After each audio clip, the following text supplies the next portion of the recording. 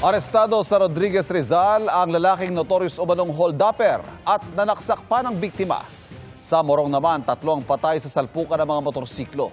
Nakatutok si EJ Gomez. Patay ang 3 katao sa salpukan ng 2 motorsiklo sa Morong Rizal alas 12 ng madaling araw kahapon. Base sa investigasyon, magkasalubong ang mga motorsiklo sa kalsada sa Sitio Libis National Road. According po dun sa isang nasusundan nila, Vehicle 1 nag-overtake sa kanya and then approximately 200 meters doon na nagbanggaan yung dalawa. Head-on collision. Kabilang sa mga nasawing biktima ay 2 graduating students. Galing lang po to sa gumagawa sila ng thesis. And then yung Vehicle 2 naman, 2 din po ang sakay. Yung isa po, yung driver doon ang nabuhay. Yung isa po, yung rider po niya ang namatay.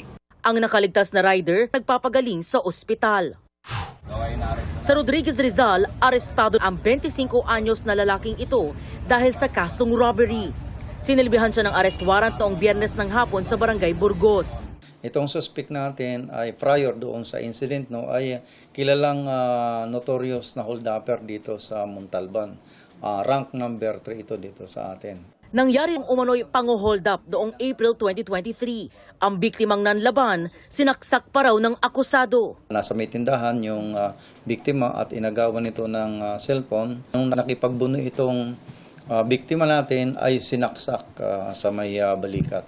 And then after adilang, nahuli natin itong suspect naman sa drugs naman. So yung kanilang napagbintahan doon sa cellphone na kanilang ninakaw ay pinang-score nila. Ako sa lang yan.